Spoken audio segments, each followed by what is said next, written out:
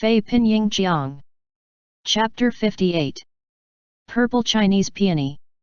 Prince Chun's estate. Li Chen pulled Qi Yunruo down to sit. Then he shifted his gaze to Qi Nikan. Who does Princess Consort want to seize? What would you do after that? Nervous, Countess Xiang looked at her daughter. Mistress Qi, Count Xiang might be worried that you've been gone for so long, said Li Chen with indifference. However, she didn't want to leave. She forced a smile and said, "It's just a bit of family matters. We've let your highness witness a joke." Cold sweat dripped from Qi Nikan's body. Her voice trembled as she said, "Your highness must understand. If the dowry of your main consort encounters problems in such a way, people wouldn't just mock me. They would also mock your honored self. The entire Prince Chun's estate would be disgraced. Your highness must understand," said Countess Xiang after a nod. "At present, there are countless people in the capital discussing your honored self. They said you harmed important ministers, that you robbed others of their military accomplishments. And the former rumors, about you bringing a male pet to the battlefield, have resurfaced.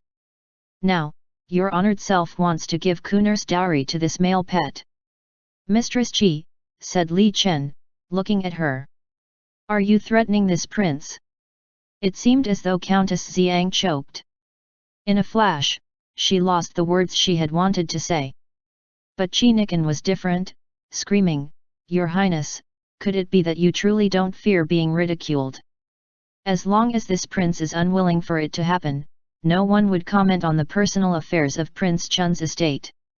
However, if this prince cannot even ask for Princess Consort to return the belongings of the person I love, then what's the use of a first-ranked prince like me?" Countess Xiang's face grew ashen. She had hidden this visit to the prince estate from the count. Yesterday, after they had received the letter, Count Xiang shut himself up in his room. He didn't even eat his meal. But she couldn't sit still, and rushed to find Qi Nikan.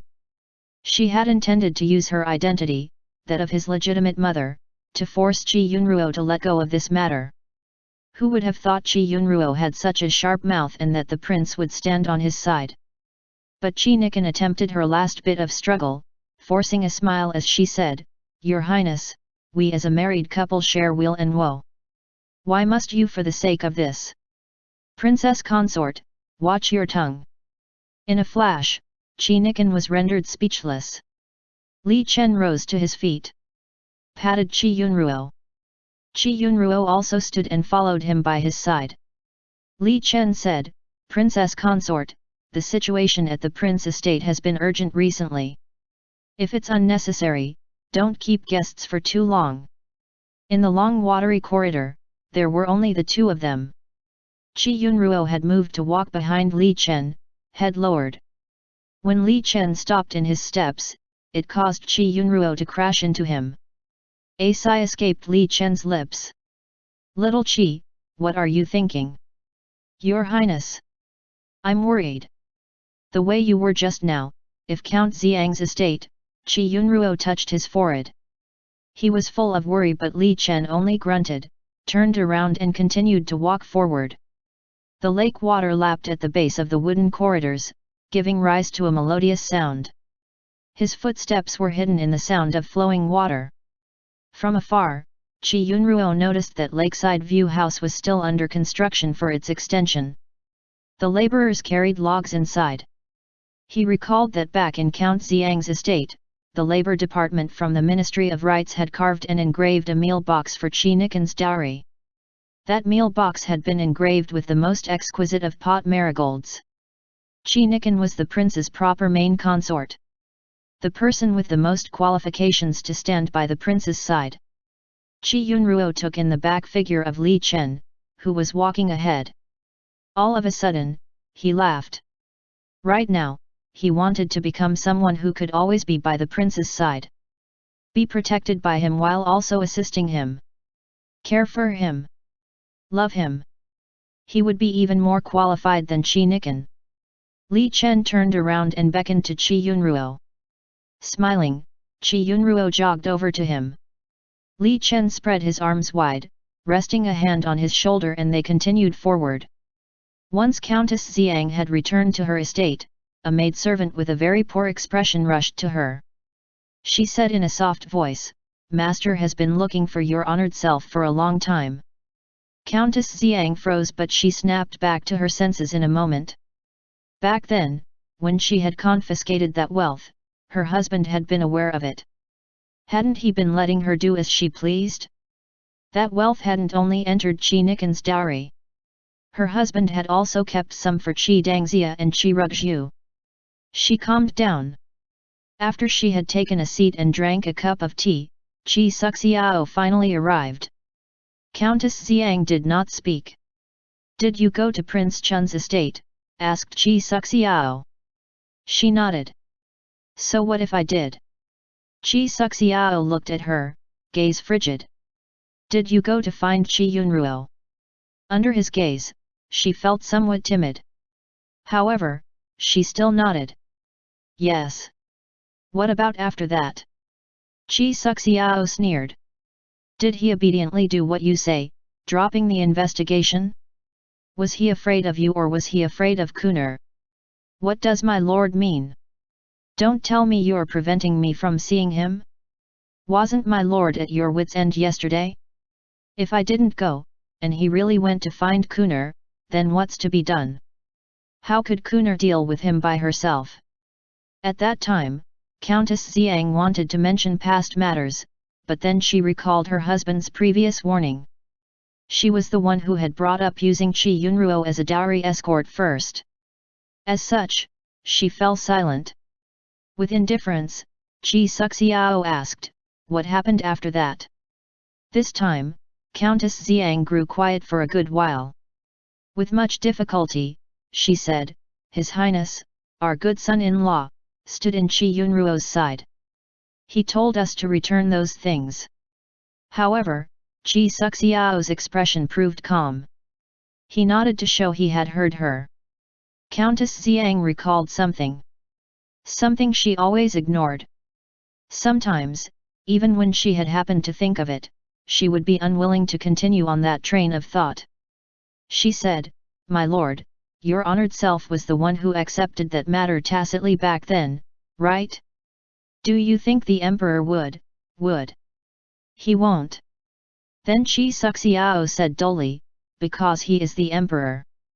Countess Xiang no longer spoke.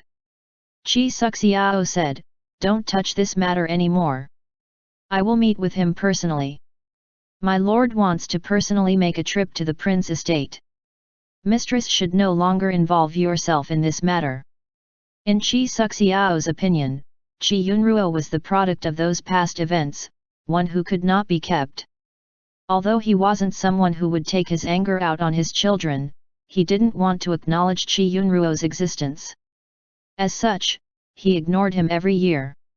If Qi Yunruo didn't exist, then the conclusion of that case would be even more satisfactory. After General Qi Ran, had passed away, the emperor thought that Qi Suxiao was merely a weak and ignorant young man who had just reached of age. As such, the emperor acted on him. However, Qi Suxiao had been in the northwest a few years and was used to seeing dead people. It had sharpened his temperament, sharpened his eyes. The first time Shui Linglong had made an appearance, Qi Suxiao had seen through her and the person behind her. Qi Suxiao merely did not refuse that beauty's approach. So much so that he could learn the emperor's next step if he saw Shui Linglong's actions. But he hated her from start to finish. He used countless methods to cause her to fall in love with him. Like lifting a person to the highest point then ruthlessly letting go, letting them crash to the ground.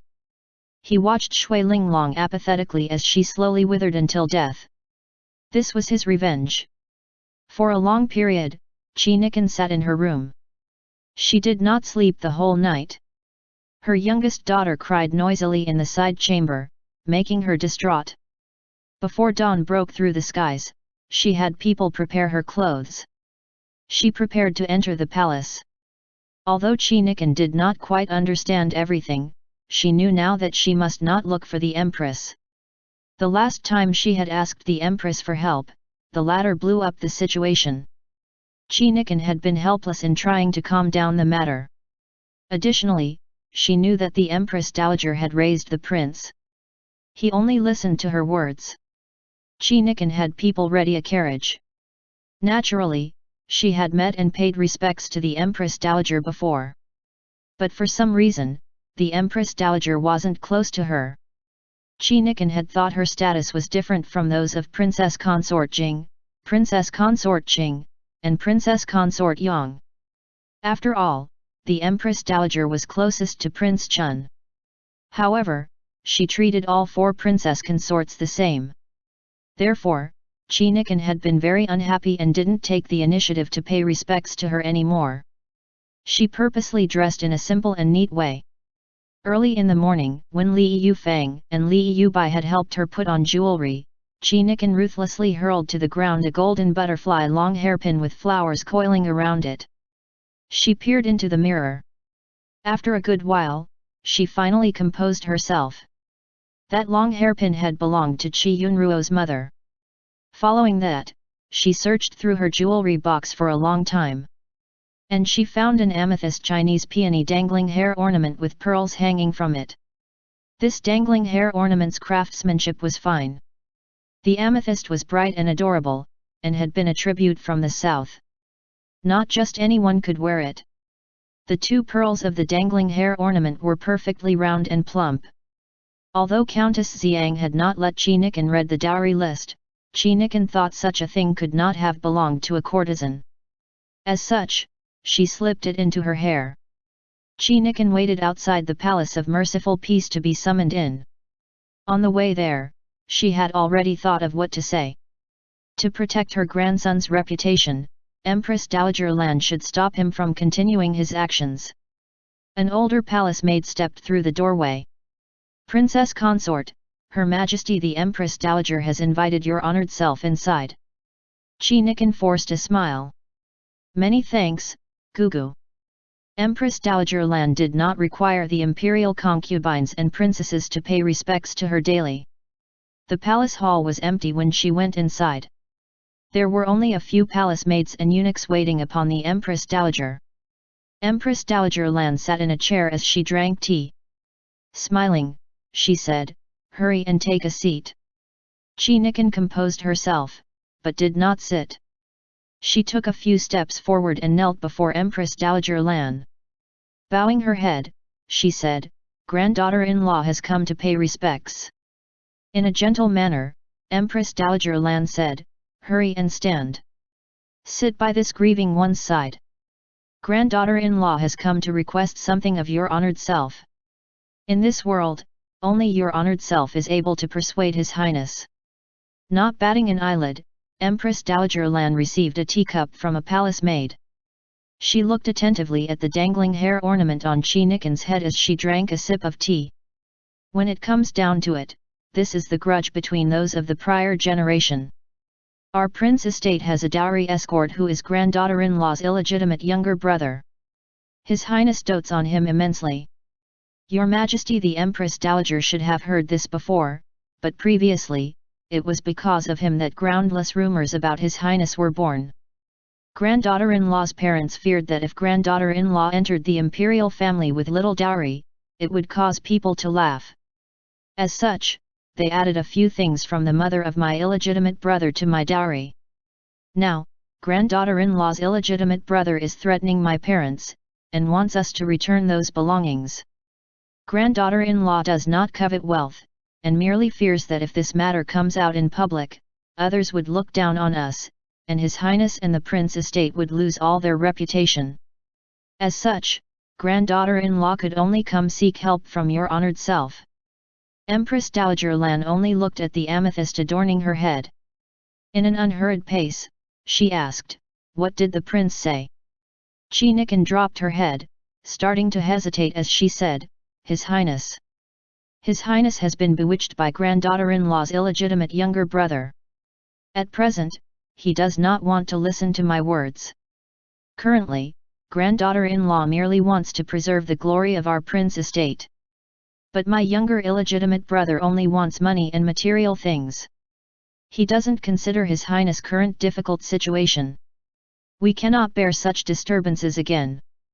Previously, His Highness moved eldest young master to the forecourt, and now he lives with granddaughter-in-law's younger illegitimate brother.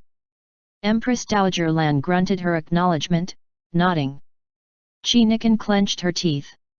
Empress Dowager, granddaughter-in-law truly doesn't know what to do anymore, and could only come and request your honored self to act for me. Once the situation calms down, granddaughter-in-law is willing to return all those things. It's just that at the current period. Yunbing, Empress Dowager Lan's personal high-ranked and older maidservant, suddenly said, "Isn't that the purple Chinese peony dangling hair ornament that Your Majesty the Empress Dowager had worn in the past?" At that moment, shock collided into Qi Nikan. She widened her eyes in disbelief. Yunbing laughed. Just a while ago, this old slave found it familiar. This old slave should not be mistaken, and remembers that Your Majesty had worn it before. When His Majesty saw it, he asked for it. In the end, this old slave did not see any of the imperial concubines wearing it. Could it be that His Majesty bestowed it to Count Xiang? Empress Dowager Lan did not respond, merely giving a light laugh. Qi Nikan's eyes moved aimlessly, as if she had realized something. Yesterday, her mother and that cheap thing Qi Yunruo said the emperor had sent Shui Linglong to her father. Could it be that the emperor had bestowed this dangling hair ornament to Shui Linglong? She said, "Your Majesty. When it comes down to it, these are the private matters of your family. What could you husband and wife not say openly to each other? I'm afraid the more an old lady like me says, the messy things would become. The prince isn't someone devoid of sense. This grieving one will summon him to the palace in the afternoon and ask him." But Qi Nikan's heart had long since grown chaotic. She felt like the dangling hair ornament by her temple clearly made her lose face.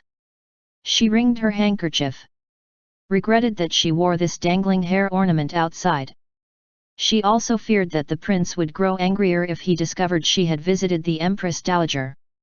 Right now, she hated the fact that she couldn't tear Qi Yunruo to pieces. It was all his fault. Why did the prince just have to help him? She herself was the prince's main consort. Shouldn't the prince help her instead? Empress Dowager Lan did not have the intention to keep talking. Qi Nikan could only rise to her feet and salute. "Granddaughter-in-law will return." Empress Dowager Lan nodded. After Qi Nikan had left, and Yunbing had sent her off, a light sigh escaped her lips. Empress Dowager Lan's expression spoke of slight interest.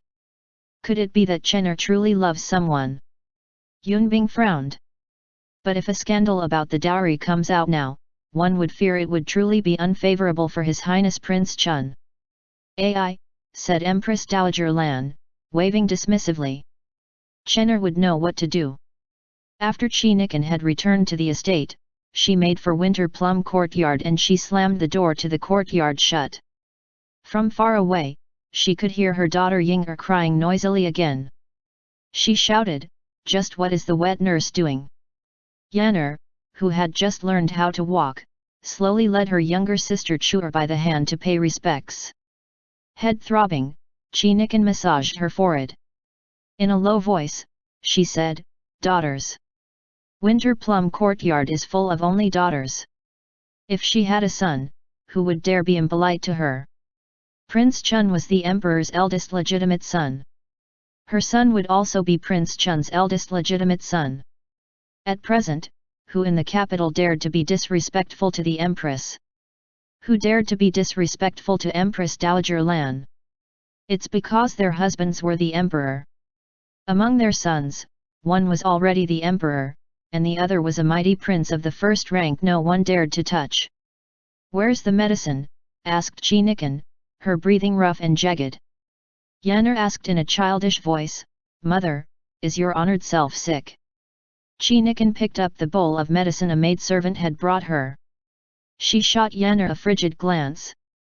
Yan'er trembled under that look. The maidservants rushed to bring the two young misses outside. After Qi Nikan had finished drinking that bowl of bitter medicine, Li Yufang sighed. This is already the medicine prescribed by the third doctor. Qi Nikan touched her lower abdomen. As long as it can make me give birth to a son, I'll try any doctor. Li Yufang did not continue speaking. Ever since third young miss was born, the princess consort started to send people outside to search for doctors that could help her nourish her body. She must give birth to a son in her next pregnancy. She drank bitter medicine for a few months, but the prince did not stay overnight at Winter Plum Courtyard ever since he had returned to the capital. How could the princess consort get pregnant then? Chuer is a legitimate daughter, and the emperor conferred her the position of princess of the first rank. Her identity is special. What kind of identity does Yan'er's mother have? From now on, bring up the two girls separately, said Qi Nikan, displeased. An illegitimate daughter ought to have the manner of an illegitimate daughter. In the future, she should pay respects to Chuer when they meet. If they don't abide by protocol regarding social rankings, then it'll be a joke to others. Understood. In the afternoon, Li Chen responded to Empress Dowager Lan's imperial decree and made for the imperial palace. Meanwhile, Qi Yunruo waited for Fang Gur, who had been gone for 2 days, to arrive. Fang Gur said, "It's a Buddhist nunnery in the suburbs of the capital called Myeoksan Temple. Mistress Si had paid for the nuns to take care of that eternal flame." The eternal flame was for a young girl named Si Yuer who had passed away prematurely. Mistress Si definitely should have hated concubine Zhu and her daughter. Why would she have lit an eternal flame for concubine Zhu's daughter? Moreover, there has to be a reason why Mistress Si practiced a vegetarian diet and prayed to Buddha for many years, muttered Qi Yunruo to himself irresolutely. Fang Gur smiled. This humble official asked an old nun in the Buddhist nunnery to clear things up. A few years ago, that eternal flame had indeed been lit for Si Yuer. But in recent years, Mistress Si changed the recipient. Why? Fang Gur said, originally, Mistress Si lit 12 kilograms worth of oil for eternal flames every year, and asked Pyuza to bless that child who died prematurely, so that she could reincarnate into a good family. However, a few years ago, Mistress Si changed the recipient to someone else. The new eternal flame did not have a name on it. She only had a nun chant Buddhist scriptures and pray for that person, for everything to go smoothly for him. Qi Yunruo furrowed his brows. Could she have truly changed the target of the eternal flame to Si De? Once more did Fang Gur laugh. The matter has yet to conclude, sir. 1 year, Mistress Si burned incense to Pyuza and personally added oil to that eternal flame. That nun heard Mistress Si ask Pyuza to bless a woman, so that that woman could give birth to a child smoothly. Qi Yunruo widened his eyes. So that child, Si Yuer, didn't die. He sat down. Then sighed, before saying, if my guess is correct, Mistress Si wanted to harm that girl. And she had thought all along that that child had died. Afterwards, she discovered that not only was she still alive, she had even married. That girl should be Sida's only child. Fang Gur nodded. But at present, we do not know the status of that girl. Qi Yunruo rose to his feet and circled the room a few times. We'll talk to Chier's mother again. The moment Chier's mother heard the name Si Yuer, her expression changed. Qi Yunruo looked straight into her eyes, saying one word at a time, back then, did Mistress Si try to kill that child? Chier's mother shrieked, it was all that cheap person's fault. Qi Yunruo gazed at her in silence. After Chier's mother had calmed down, she said with indifference, Mistress finally could not endure it anymore. After Master had left the estate, Mistress used the opportunity to throw the child away during a night of heavy snow. It was all that cheap person's fault. She carried the child in front of Mistress every day, ridiculing Mistress for not being able to give birth to a child. Every day, she showed off Master's favor toward her. Once the child died, she could no longer act ostentatiously. Mistress threw a dagger in front of Master and said that if Master wanted her life, then stab her to death with that dagger. She would compensate that child with her life. Following that, General C left for the northwest. He did not return for decades, said Qi Yunruo. Qi's mother said with sorrow. Later on, mistress suffered incessantly.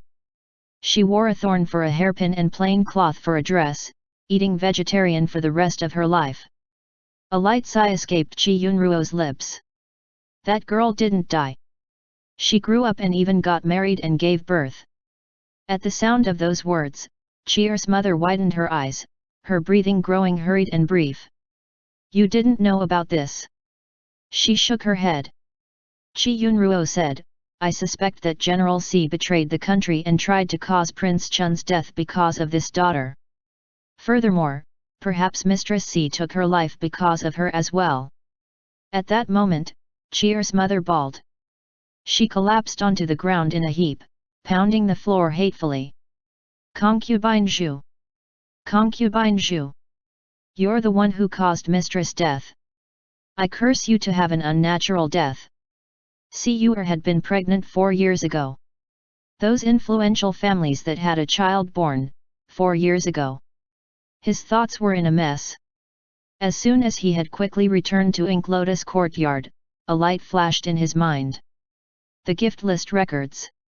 All the gifts sent by the prince estate were recorded.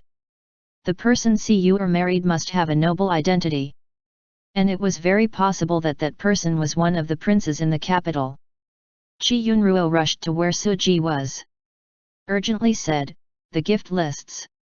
Find all the gift lists that congratulate a baby's 1-month birthday and 1-year birthday from these past years. Suji nodded, and dispatched people at once to do so.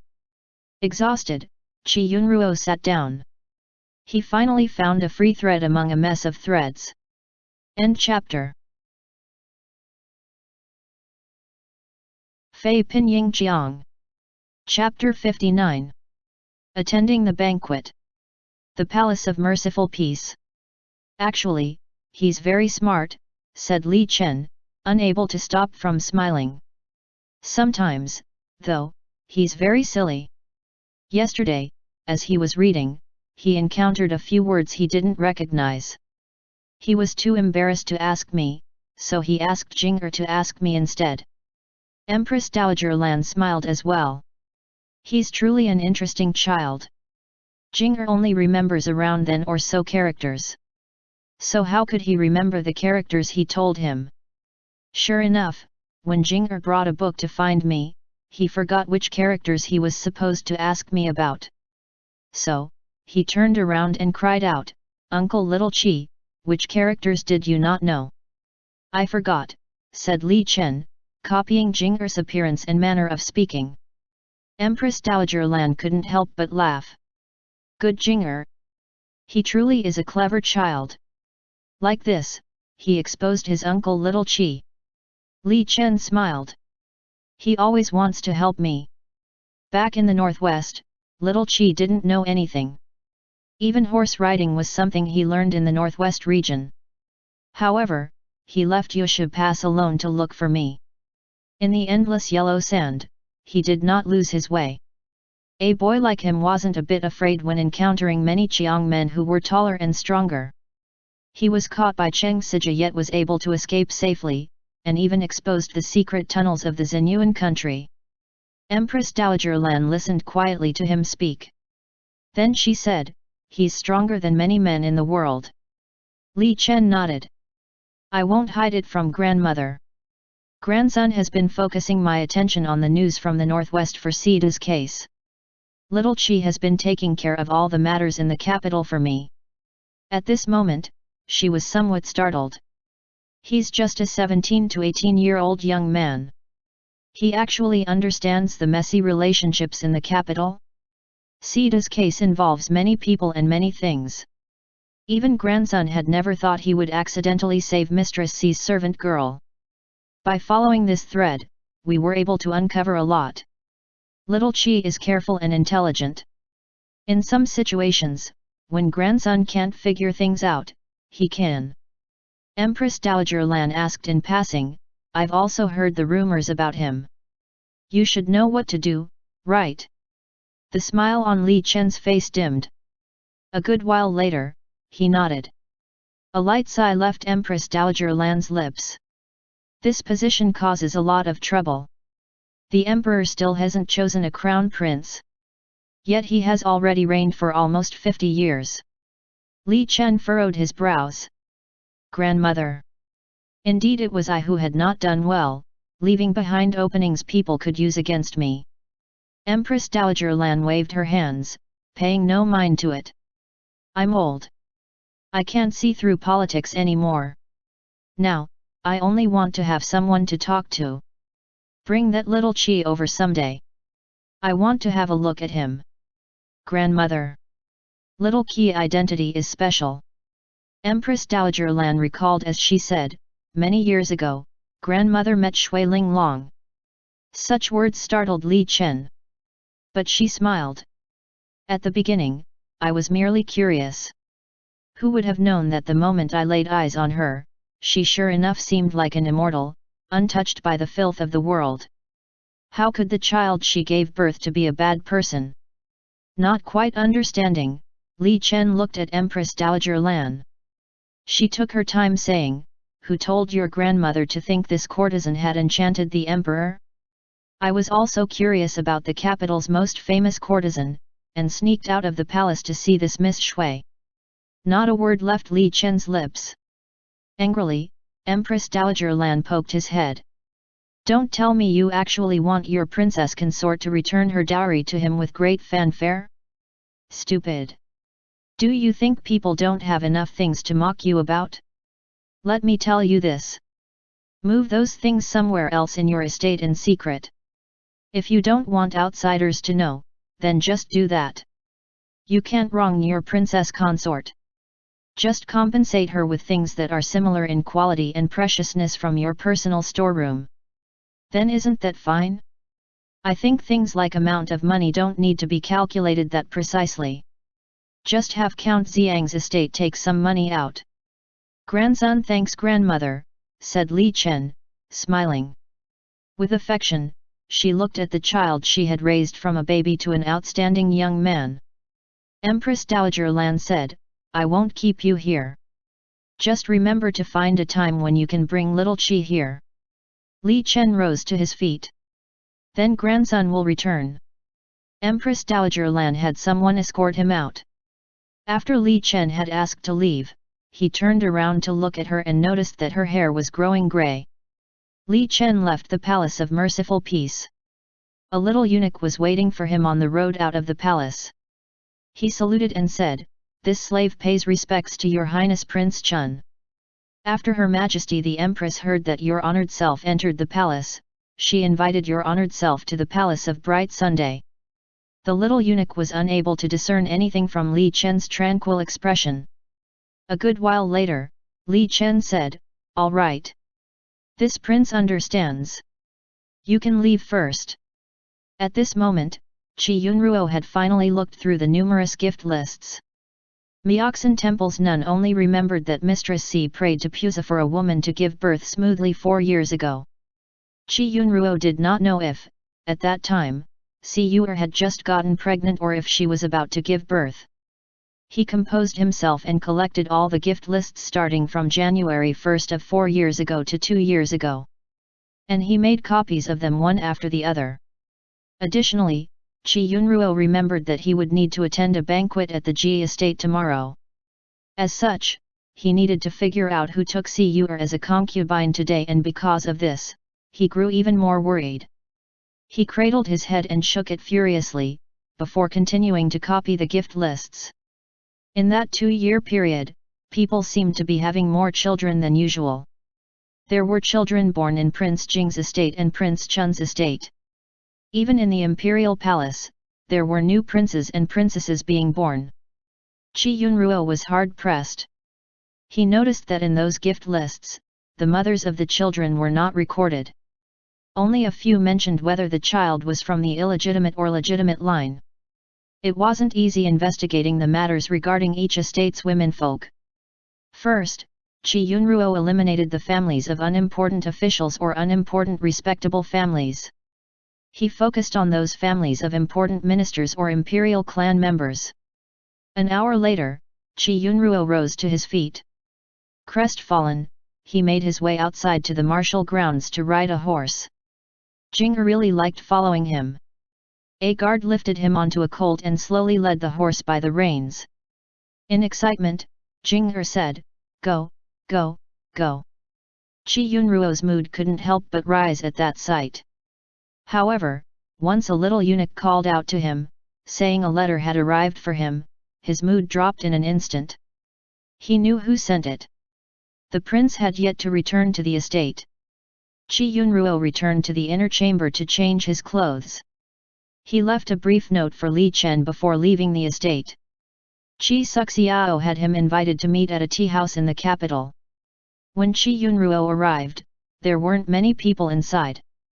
The waiter politely led him to a private room on the second floor. Qi Yunruo pushed the door open. Count Xiang, Qi Suxiao, stood facing the window. Qi Yunruo walked to the table and sat down, and Qi Suxiao turned around. He coldly said, "What, you've even forgotten your filial piety? You won't even say a word after seeing your father." Qi Yunruo poured a cup of tea for himself, looking at him without a word. He was no longer 7 years old, knowing nothing of the grudges between his parents. After losing his mother, he could only follow the father who was somewhat unfamiliar to him. In time, he forgot about King Zilane after entering the deep inner courtyard of Count Xiang's estate that frightened him for no reason. "Count Xiang," said Qi Yunruo. "We should no longer have any connection between us." "Really?" Qi Suxiao sat across from him. Qi Yunruo pushed a different cup of tea to his father and slowly said, "I'm under the household register of Prince Chun's estate. The relationship between us has always existed in name only. There is no reason why we should act out the love between parents and children. Why did you invite me here? I heard that you want to take back Shui Linglong's things." As Qi Suxiao had mentioned Shui Linglong, his tone was too calm. As if he weren't talking about a woman he had used to pursue, but it also did not seem like he was talking about an enemy. Rather, it seemed like he was just casually mentioning something from the past. He had hidden this past matter deeply in his heart, a place where it would not be easily touched. Qi Yunruo said, "Those things originally belonged to me." Qi Suxiao nodded, as though he wasn't surprised. However, his gaze was somewhat strange as he looked at Qi Yunruo. He took his time to grunt in acknowledgement and said, "Indeed." Qi Yunruo found it even more strange now, so much so that he felt uneasy. A smile spread across Qi Suxiao's mouth. "You think those things are yours?" However, the emperor tacitly agreed that those things are to compensate the estate of Count Xiang. "They belonged to my mother, not the emperor." "What's the difference?" Qi Yunruo looked at him, clenching his teeth without knowing it. "From the beginning, she was the emperor's woman," said Qi Suxiao. "At Xia House, she never once saw any guests. Everything she had, they were all given by the emperor." Cold enough to freeze, Qi Suxiao continued, "Count Xiang's estate doesn't owe Shui Linglong anything." Then he rose to his feet, preparing to leave this private booth. Qi Yunruo watched as his back figure shrank into the distance. Without any thought, he cried out, "But she died for you." Right before she died, she cried out your name. You know this. You definitely know this. At King Zilane, the gaze of my mother when she looked at you, and the gaze you wore when looking at her, pained, he closed her eyes. Qi Suxiao, you know this. Qi Suxiao wore a rare slightly wretched gaze. However, it only existed for a moment, before he quickly opened the door, disappearing in a flash from Qi Yunruo's line of sight. Qi Yunruo slowly rose to his feet. His gaze was ice-cold. Outside the Palace of Bright Sun, the Empress smiled as she said, "The position of adjutant is very important and cannot be given to just anyone. At present, your estate is in troubled times. You ought to find someone who's reasonable and in the know about everything to advise you." What does Imperial Mother mean? The Empress waved and a young man entered the palace hall. He knelt and saluted. The Empress said, after Yuè returned to the capital, he kept asking this palace for a post in your estate. Originally, I wanted to tell you to keep the adjutant position vacant. You're still too young and haven't finished learning from the Ministry of Personnel or the Ministry of Revenue. Yet you already took the official seal and robes away. Dully, Li Chen said, the position of adjutant has always been appointed by the master of that prince estate. Little Qi has what it takes. Sun official also has not sensed anything inappropriate about it. The Empress said, you think that choosing an adjutant is you prince's business. But anything to do with the imperial princes is significant. Such things could be considered under the scrutiny of everyone. If you're just looking for someone who is obedient and sensible, Yuè is also suitable. Zhou Yuè kowtowed. This humble official hopes to serve your highness. Li Chen said, Imperial Mother, Sun official has heard that fourth brother has yet to have an adjutant. If Sir Zhou is willing, you can go to Prince Yang's estate. Her eyes narrowed. Li Chen rose to his feet and saluted. Sun official's estate still has matters that need attending to, and Sun official cannot stay in the palace for too long. Once things are settled, Sun official will return to pay respects to Imperial Mother. All right. After Li Chen had left, Zhou Yuè said, Grandmother Aunt. His Highness has made it clear he does not want to be close with us members of the Zhou clan. The Empress' former gentle expression had already darkened. She slapped the table hard. Although Empress Dowager Lan left seclusion, the Lan clan has already declined to this state. They could only protect their nominal position to pass their days. Yet, the people who originally stood by the Zhou and Yuan families have started to waver. Zhou Yuè nodded and said, Your Majesty the Empress, what should we do? The Empress closed her eyes. Prince Chun would not help preserve the Zhou clan's glory and splendor. As long as he's here, Prince Yang will never have a chance. Don't worry. There are more people who are even more anxious than us. Look, hasn't there already been someone who couldn't help themselves? Could it be that Your Majesty the Empress has already guessed who's behind Fpyq? A light laugh left her lips. In her eyes was a hint of ridicule. Actually, after Li Chen had caught sight of Qi Yunruo copying the gift lists, he already knew the identity of the person behind Fpyq. Recently, he had sent many people to investigate the actions of his brothers who had already established their own estates and discovered only his eldest brother had been dispatching people outside his estate again and again. In the suburbs of the capital, he was raising men.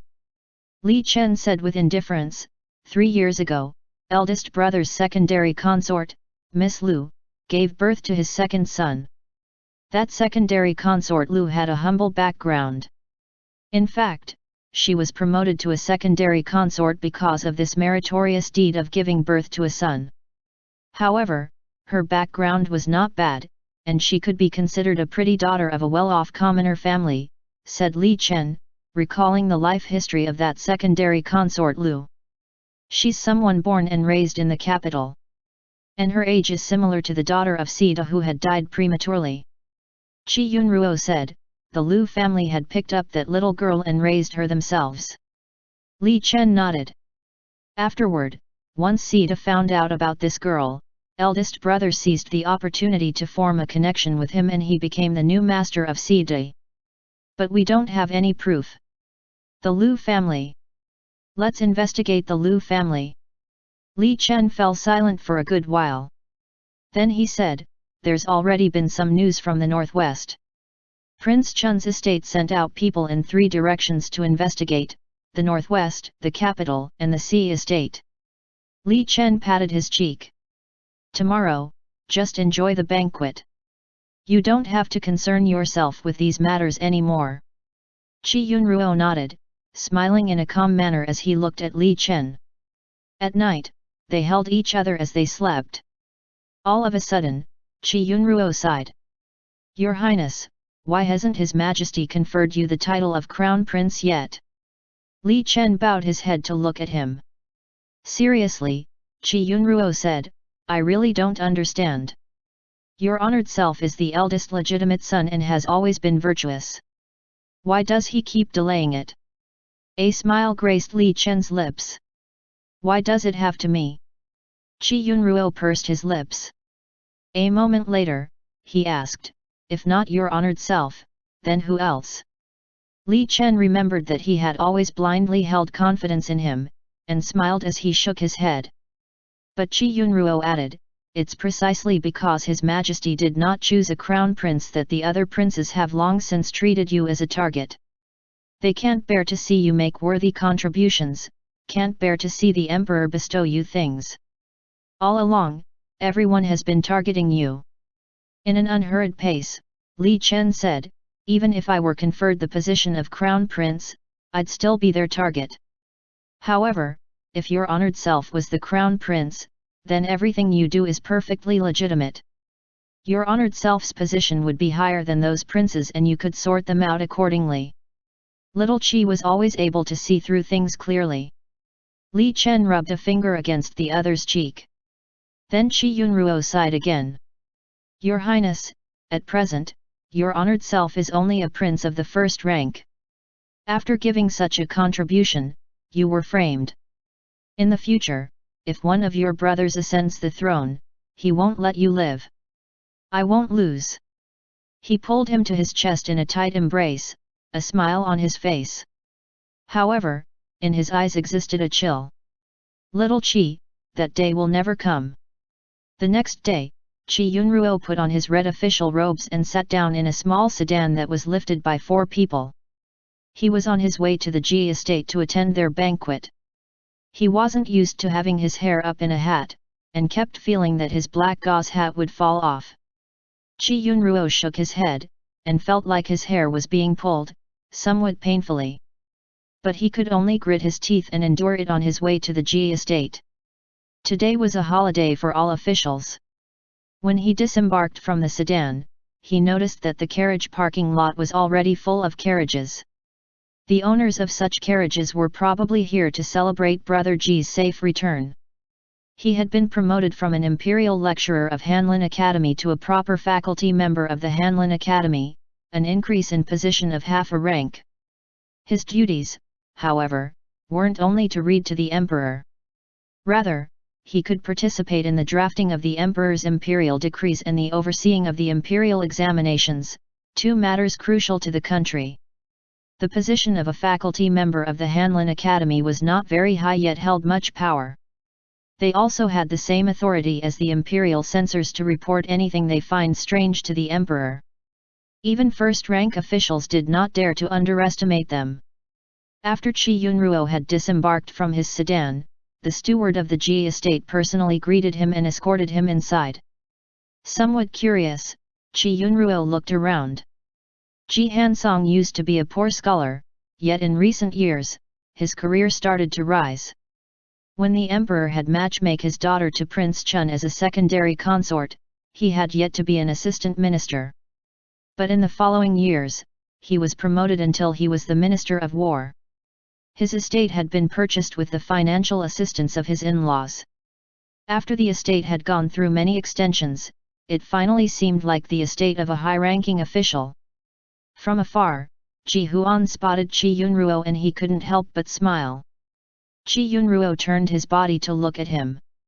Just as he was about to cry out Brother Ji, he looked at the steward by his side, before suppressing the urge. Then he rushed over with a grin. Once he was right before Ji Huan, he clasped hands and said in a charming manner, "This humble official greets lecturer Ji." Ji Huan was unable to keep from smiling. He poked his forehead with his slender finger helplessly. Qi Yunruo watched the steward leave. After that, there was no one around, so he stepped forward and gave Ji Huan a hug. "Brother Ji, I can finally see you." Ji Huan patted his back. Pulling his hand, he said, "Come. Let's go to my room for a rest and some tea." "All right." Just one glance and it was clear that Ji Huan's little courtyard had been recently renovated. Inside were many trees thick with leaves. Within a large urn grew water lilies that had yet to bloom. At present, there were only leaves. When people saw them, they felt their spirits rise. Ji Huan led Qi Yunruo into his inner chamber. There, Qi Yunruo saw Ji Huan's new set of official robes. His servants' girls were ironing it, folding it afterward. The maidservants curtsied to Qi Yunruo. Qi Yunruo said, "Brother Ji, tell them to leave so we can have a chat." Ji Huan waved, dismissing them. He personally poured tea for Qi Yunruo. Qi Yunruo took in the decorations in the room and asked, "Does Brother Ji like the things I sent the day before yesterday?" "Yes, I really like the ink stone. Right now, it's sitting on my desk. The wine is great too. Yesterday, we had a family banquet and my father opened a jar. It smelled very fragrant, tasted fresh and sweet, and easily made one drunk." Qi Yunruo couldn't help but want to tell Ji Huan what had happened in Xinyuan country. One moment, he felt excited.